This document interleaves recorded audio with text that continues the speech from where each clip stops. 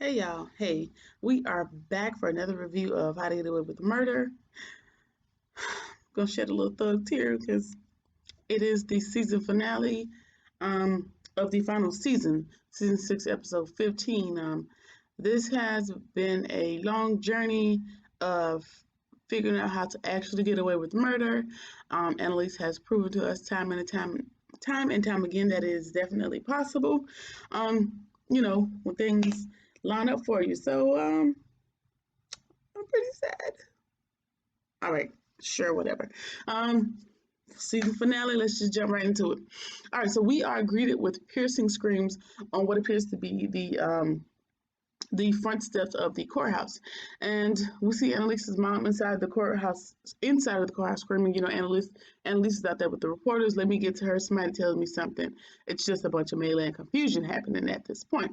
And it seems like Annalise may or may not have been shot at this point. So we all right, so we flash over to Tegan and Annalise back in Tegan's office, and it looks like they're scolding Bonnie for telling Frank who his parents are and the fact that Sam is his dad and Hannah's his mom. That information wasn't supposed to come out so that we will be able to have Hannah here. So now Bonnie has to find Frank because they need to come up with a new plan to get Annalise out of this legal situation. And it seems on the other side of town or wherever they happen to be, Frank has taken Hannah's lawyer hostage. Um, I'm assuming in order to get more information about his mom and her ties to whatever she's gonna have ties to at this point, or to at least find out as much as he can about her. Um, Bonnie goes to Laurel's place to look for Frank, and he's not there. And Laurel tells Bonnie that she wished that Bonnie and Frank had ended up together, because Bonnie's kind of been the sole person to, other than Annalise, to look out for each of them, and she kind of wanted them to end up together ultimately. Blah, blah, blah, whatever. All right, so moving on, Jorge. Jorge is Xavier's dad. Finally figured that out in the last episode, but whatever, it's not important. Jorge Castillo is taking a stand, and he's basically denying all the questions about the governor. Um, you know, Nobody has any answers. Everything he's supposed to say against the governor, how Nate wanted him to, he did not say it. He answered no to all of their questions, including the question about the governor's potential involvement in Xavier's death. And he also goes on to say that Annalise and Tegan are out to get him, and he just has to outburst in the courtroom. Because of that, they have to go to break. So they're on a recess at this point. So back at the house, Connor thinks that one of them needs to tell the real, actual, factual truth, just to keep it honest and just to be done without the lies and whatever's happened thus far. I am of the opinion you already told it. You might as well just stick to it because you can't bring nobody back, even the people you um have had a hand in killing. I mean, just taking everybody else down with you is not even going to be possible because Annalise ain't going to let that happen, but whatever. Um, and, he does remind us that, well, everybody else is under the notion that will invalidate their invalidate their testimonies yet again and mess up their plea deals and all this good stuff, which I'm to agree with. If you come out of this thing with a good deal, then just leave it how it is and just take it for what it is. And nobody wants to end up in jail other than Connor. Connor's sole mission is to end up in jail, which, when I'm thinking about it, I guess is kind of his reckoning because he has been kind of the one person who's been tortured by everything with the lying and the cheating and the killing and the scheming and all this other stuff. He seems to be the only one that is morally tortured because of it. So maybe jail is some sort of his atonement for his involvement in all these things. So that may be his way to get his final closure on all of this. So we'll see. All right. So back at the office, there's a discussion about some new witness that we think is West. So we'll see who that is. We flash back two shots in front of the courthouse, and Tegan is yelling, "Get down, get down, get down!" And Laura is getting in the car with Christopher and tells the driver to pull off right now. Just go, go, go, go, go. So she didn't haul ass. So we know that it's not Tegan, and we know that it's not Laura or Christoph that has been shot at this point. All right. We come back current. We flash back to currently. Flash forward to currently, and Connor and Michaela are talking. And Michaela says she doesn't want to go to jail because her childhood was already hell. Blah blah blah. Whatever. She's just under the assumption that, okay, Connor, I understand how you feel, but I don't want to go to jail, so I'm just leaving things as is. Frank gets a few personal items of Hannah's from the lawyer, but nothing really of importance. And then the lawyer tells him, hey, I need to get back to the office within a certain time frame, or they're going to know that something's up, and they've already been instructed to give the police your name. Which, cool, if you don't want Frank to shoot you, and if you don't want, him to keep you in this kidnapped state, get it. I get it. Threaten him any way to get you back where you need to be. But in saying all of this, Frank realizes that obviously there has to be more information that has my name out there on it, and that that there's more out there. So the lawyer gave him everything that belongs to Hannah. Well, the lawyer has kept some things, or has not told him about everything, because he mentioned there being more evidence as to his identity and who he is, and what should be sent to the authorities in the event that something happens to him. So this is, Frank ain't really no slow. Frank isn't a slow leak. Frank is pretty smart, and he picks up the clue like, okay, well, that means that there's more information or documentation out there as to who my parents are that you aren't giving to me. So now he's gotta use a little more effort to get this information out of the lawyer. All right, so the governor, she takes a stand back in the courtroom, and Nate is just staring through that lady's soul, like he just wants to kill her right there on the spot. She denies knowing any of the Castillos, and while she's on the stand, Frank shows up in court.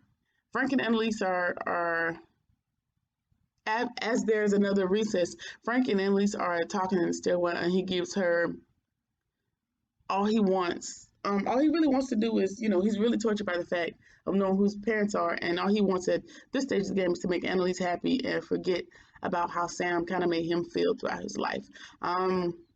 Sam kind of made Frank feel like he was some sort of freak, and he was terrible and all these other things, just by way of being who Sam was.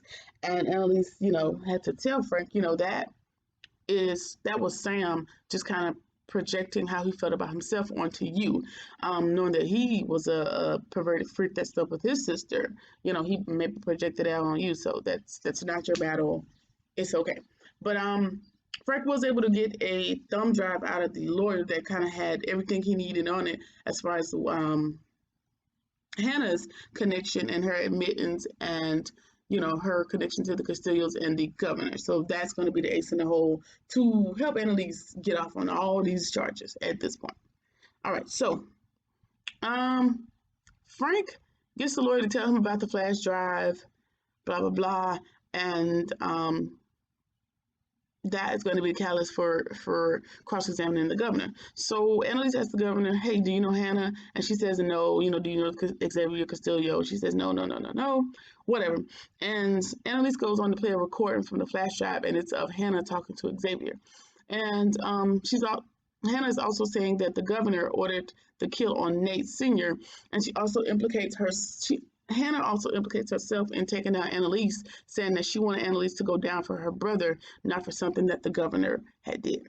So basically that's just Hannah from the dead kind of testifying on Annalise's behalf without having to be there, and implicating her, basically kind of absolving Annalise from the majority of things that she's being charged for. So that, that's another checkpoint for Annalise. Nate is talking to the lawyers the prosecutors, lawyers, whatever they are at this point, saying that there's a new settlement in his dad's death in light of the new information related to the tapes with the governor and whatever relates to that. And so they offer him a new deal. They offer him $20 million to say what they want him to say, and to leave this alone after that.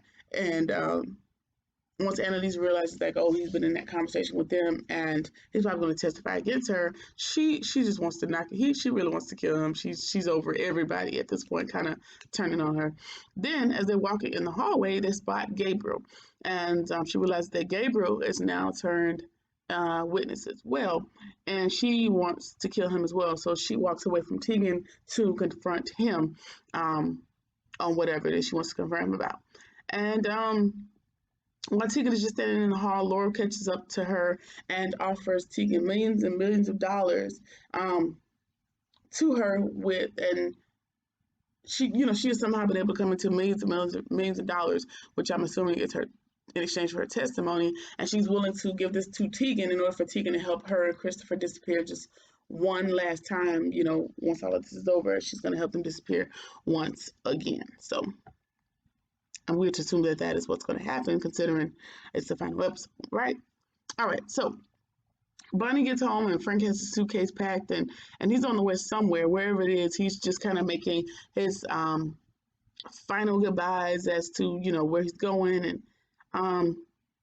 Bonnie is in tears because she doesn't want him to go, but Frank can't stand the fact knowing who his parents are. He can't stand knowing how Sam and Hannah were and that he is of them, and he just kind of wants to escape. He no longer wants any part of any of this. So this is going to be the final goodbye for Bonnie and Frank at this point. Well, for now, we'll get into the definite final goodbyes a little later. So just stick with me. So Frank shows up at Gabriel's house with $7,000. I think it was a lot of money, a bag full of money, in order for him to not testify against Annalise. He also tells him that Sam did die, and that he had a role in Sam's death, but also that Sam was not innocent in this, that Sam helped kill Lila. And then he told Frank to do it, to help him cover up the body, and Sam also paid him to kill his sibling by way of killing Lila, because Lila was pregnant with Sam's baby. So yet again, another sibling of Gabriel's has been killed by way of Sam, because remember, Annalise was pregnant also, and Sam paid Frank to orchestrate the loss of that baby as well. So Sam isn't innocent. He's dead, but he's not innocent in any of this. And we all knew that, but I guess this is just the we're wrapping everything up. So this is the final confession to Gabriel. So he should have his satisfaction in knowing who Sam was and how he actually died. He still does not know. I don't think he'll ever know how he actually died, because Michaela was actually the one to hit him. So essentially she killed him, I think. Whatever, I don't remember. It was a lot of seasons ago, but yeah. All right, so back at the house, Oliver has figured out a way to possibly get the same deal for Connor that Michaela got without any jail time. But Connor, he's pretty adamant about going to jail. Like I said, this is his atonement. This is how he's gonna deal with all that's happened throughout these years with working with Annalise. He wants to go to jail, and Oliver says that Connor owes him a chance to stay out of prison. And Oliver also threatens to divorce him, if he doesn't take the deal. And then Linford, which is the investigator, the FBI agent, calls, and they say that they're improving Connor's terms. For whatever reason, something has motivated them to change his terms to match Michaela's. Wonderful. And we learn, because this is I don't remember the detail, but it was by way of Oliver. So I think Oliver said he was at the library looking up stuff. However, he was talking to the investigator and was able to convince them to give Connor the same deal as Michaela. All right, so we're back in court, and Nate has taken the stand, and they asked about when he was arrested for murder the last time, when Annalise and the kids framed him, and he said that Annalise never set him up and that it was Hannah. So he has decided, to go out on a good note and to not take Annalise down in the process. Instead he's decided to call into question everything that the FBI agents have touched thus far in this investigation. And he does this by saying that the two FBI detectives offered him $20 million to lie on Annalise, and so that throws their credibility out for the umpteenth time during this case. All right, so back at the house, Annalise wants to know, what the fuck were you thinking? Nate, why would you do that? Why would you give up a future? Why would you give up $20 million on my account? And, for whatever reason, he does have an ace in the hole. And he says, well, don't worry, I'm going to get that money from them. You just, worry about, getting out of this and taking full responsibility for once in your life. And he said that, in order for him to completely move on, that he needed to take full responsibility from every single thing that he had done. And he also gave her Wes's confession to Sam's murder. He found it on Xavier after he had killed him. So this is, yet another way for Annalise to get off on these charges if the tapes and, the new revelations with the governor don't work out. All right. So Connor is home, and he thinks that Oliver has something to do with the deal. Simultaneous, Annalise is at home burning to Wes's confession. Annalise is home burning Wes's confession to Sam's murder. I'm assuming she was moved by what Nate said and decided to take the moral high ground and just see how things shake out without using that information. I wouldn't have burned it. I'd have used every opportunity to stay out of prison me myself, but whatever, to each his own. All right, so Annalise gets a knock on the door, and it's her mom and her sister. They're there to support her, in the final stages of this court case. All right, it's good to have support. I never knew Annalise had a sister, just FYI. I mean, if you knew, tell me when and what episode. I need to go back and watch, but her sister and her mom are there in support. What else? I lost my place. Yeah, so her sister and her mom shows up. Then we flash back to the house, and Connor tells Oliver that he refused to take the deal, and he put divorce papers on the table. He lets Oliver know, like, I'm going to jail for 5 years. I don't want you to wait around, and I don't love you. Of course, we know that you love Oliver, but you don't want to tie up 5 years of his life, which it's admirable. It's definitely admirable that you don't want to have him wait for you this whole time. And also, he doesn't want Oliver to testify because it'll ruin too many lives. It could put the nail in the coffin for Annalise, Frank and Bonnie. Like, there's a lot of people that are going to be affected if Oliver is the one to testify. Oliver has been pretty instrumental in hacking and getting information and all this other stuff. So it could be very bad for Annalise in the case. All right, so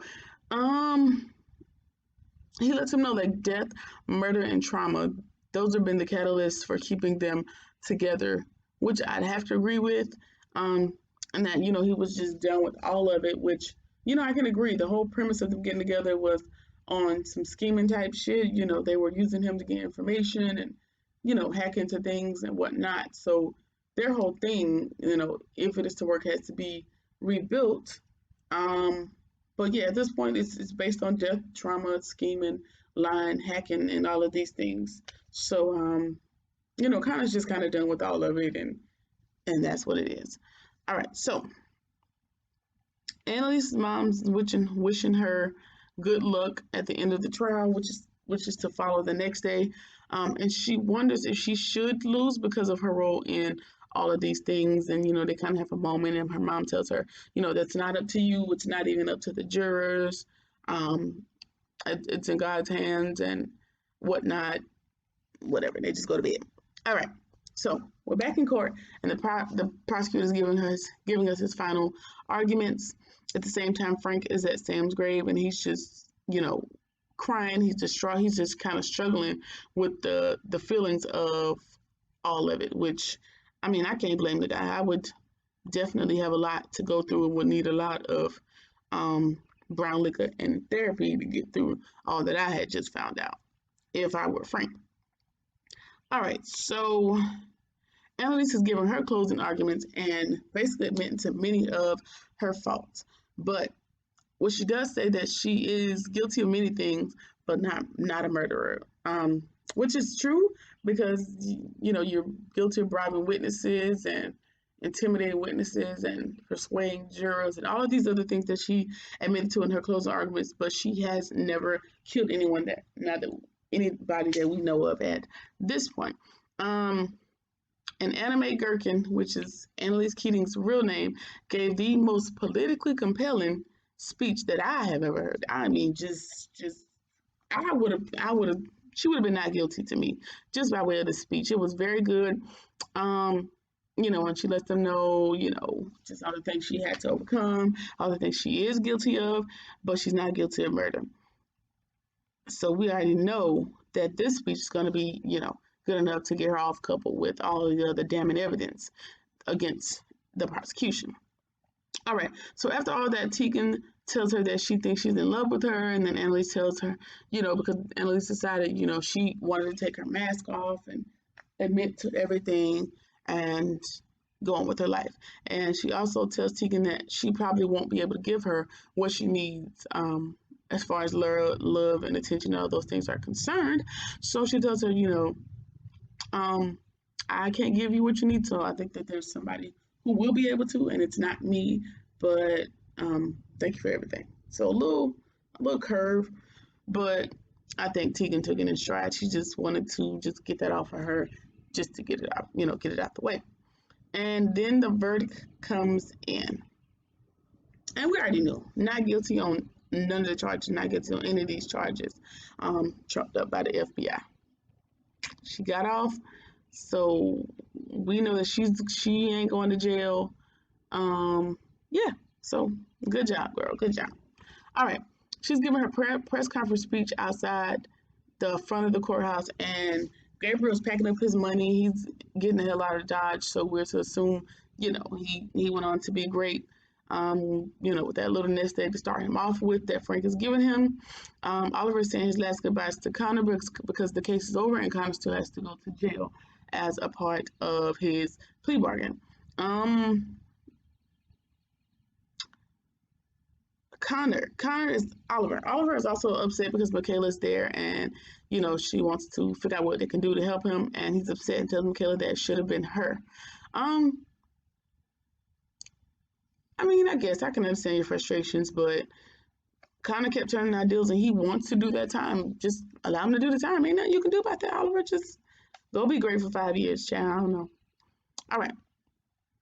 And then Michaela is upset because Oliver's upset with her, and she goes to call Laurel for some sort of comfort, I suppose, and her phone has been disconnected. So that lets me know that Laurel and Christopher have been able to make another great escape by way of Tegan, so they are poof to the wind yet again. All right, so we see Jorge, and Jorge has gotten shanked in prison, so now he is dead. So I guess that would be just happenstance, because if he had testified against the governor, I would see, her putting a hit out on him because he has been an integral part in most of these things, so he should die. Or maybe just by way of you taking the stand at all is enough to get you shanked. But either way, he's dead. He's shanked in prison. Laurel and Christopher don't have to worry about any custodials anymore because at this point they're all dead. So that is, I guess, a beacon of hope to them.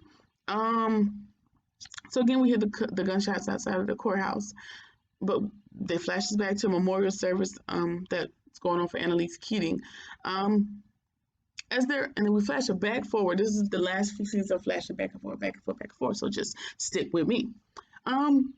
We flash back to the press conference on the stoops, and Bonnie spots Frank at the press conference outside of the courthouse. And at first I was like, oh shit, Frank is about to kill Annalise because she's known a lot of the stuff, and she's the one that brought Frank into his life. Like, that brought Sam into his life. It was just a whole lot. I was nervous that Frank was gonna kill Annalise, but because we thought he was going, so Bonnie's looking and she's confused. She wondered, why are you there? So she's kind of zooming through the crowd away from Annalise because we have found out that the governor was also there. By way of the press conference, people asked her, did you know the governor was here today and that she took a meeting with whoever. We will never know the reasons why she was there, but as Annalise is giving her press conference over here, the governor is over here leaving with her security detail. And as the governor is coming out of the building, Frank shoots and kills her on the spot. Simultaneously, the governor's security detail has shot Frank. Okay, so Frank has decided he no longer wants to be tortured by any of this, so he's going out with a bang. He needs to make everything right just one last time, and that is by way of taking the governor out, because the governor, the governor has a lot of power, so she's never going to let Annalise live in peace. That by way of Bonnie's never going to have peace because she's tied to Annalise. The students are never going to have peace because they are tied to Annalise. So anybody tied to Annalise are continually at risk of the governor. So, he just had to take her out. Like, I don't know what to tell you. It's time for you to die. And I guess we're also to believe that the governor has something to do with Hannah dying as well, because I think Frank didn't do it. So the governor probably had her killed in order to not have her testify on Annalise's behalf. So, yeah, makes sense. Frank was he was the one that had to do it. If Annalise didn't do it, it had to be Frank, just because. So she did. Frank is also hit by the security detail, so he's probably going to die as well. Flashing back to the Annalise Memorial, and we see a very aged Laurel talking to what appears to be Wes, who I assume to be West until a few moments later. So she looks like she's aged. So by way of memorial, I'm assuming that Annalise has gotten old. She has not died as early as that trial. She's gotten to live a full life. So, Laurel is there in her old age. Flashback to the courthouse, and Frank says that he had to make things right, and then he dies. And we also see in the melee of it all that Bonnie has been shot. Also, so she's in the courthouse with her eternal love, Frank, and they both perish. So we have lost Frank, Bonnie, and the governor all within that moment. All right, so we flash back to the memorial, Annalise's memorial, and it looks like everyone, including herself, has gotten old. And I say that she's gotten old as well, because there's pictures there at the memorial, and it looks like there's a family of sorts. She's been able to have a family, a full life. She's gotten gray, her fur's gotten bigger, and all of these things. So Annalise has lived out her full life. I'm going to guess by way of not even being a lawyer anymore and just washing her hands with all of it and moving on. So that is good to know. I'm just glad that Annalise got out of it. Though things are sticky, and I thought she really wasn't gonna make it, so I'm glad she did. Bonnie's slipping away. We know she ain't gonna make it. We also get a half a second scene of Annalise and her sister at her mother's coffin. But Annalise seems to be younger, like at the trial age younger, not old at the memorial. Okay, so it looks like maybe her mom passed soon after the court case. And she was found not guilty because they were still in that age frame. Annalise wasn't gray and her sister wasn't either. So I guess, it was just her mom's time. They don't really elaborate on that. That would have been great to know, like, okay, what happened? Y'all want to tell me? I mean, I liked Annalise's mom. She was funny.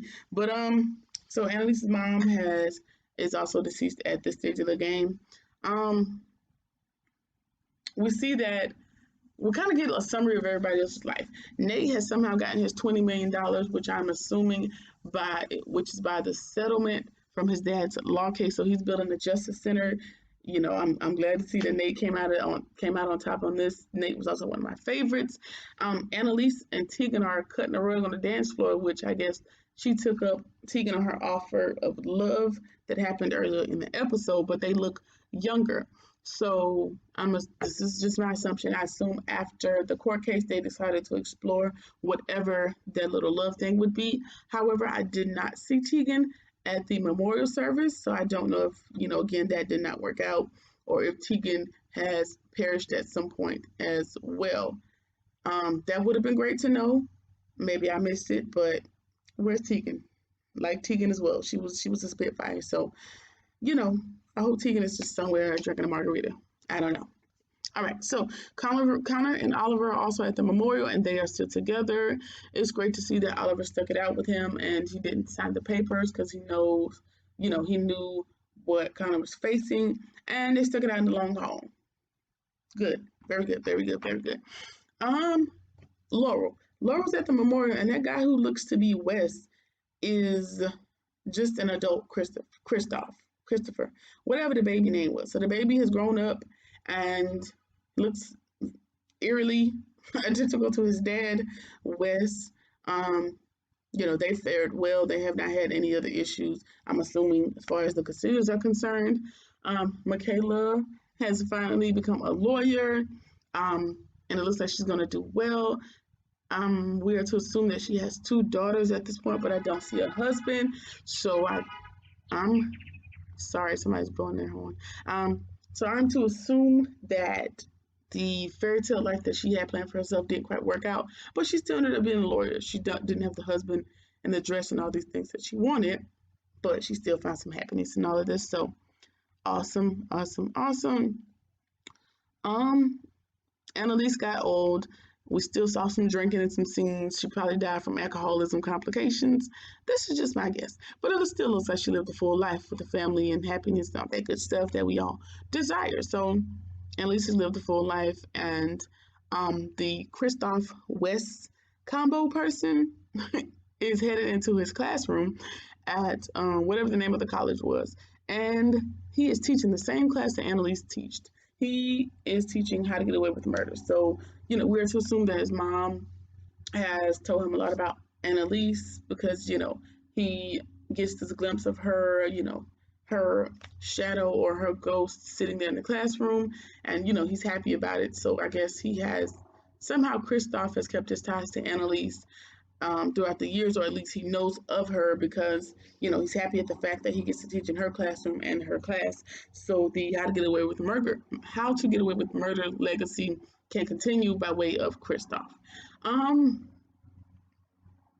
Everybody fared well. Everybody fared pretty well. It's good to see that everybody came out on top. It would have been more realistic for somebody to have ended out maybe strung out or very damaged. Not to say that anybody isn't very damaged, but everybody seems to have gotten what they wanted in life that they wanted all those years ago. So it's great to see that everything went according to plan in the end. Um, yeah, so that was interesting to see. This has been a roller coaster. I've been here since episode 1. I may have been late on every single one, but I've been in season 1 of episode 1, and I feel like I know Annalise and Michaela and all these people. So, I hope that they go forth and be great in other ventures and just, don't stop here if that's not your goal. Stop if you want to stop, whatever. Would have been interesting to see where Tegan ended up. Um, Bonnie and Frank kind of went out Bonnie and Clyde style. See what y'all did there. Yeah, so it's pretty good. Jorge, you needed to die because you had done a lot prior to this. The governor, you as well, you needed to die. Also, I need some reprimands for the FBI people that was trying to set Annalise up because I didn't forget about y'all either. But whatever. Once you've been through stuff like that, you just leave well enough alone and you just go on with your life. I'm happy to see Annalise is happy, healthy. Just one last little thing would have been interesting for West to just pop back in one more time, but I guess he is dead. Um, and for Asher, I kind of wanted to see where Asher would have ended up, but he had to die as well. All right, so that has been it for How to Get Away with Murder. Hopefully, we can get a spinoff with Laurel's son or whatever, or maybe it's just it. Maybe it's time to walk away. But that's it. So I will see y'all in whatever the next endeavor is on the channel. Peace.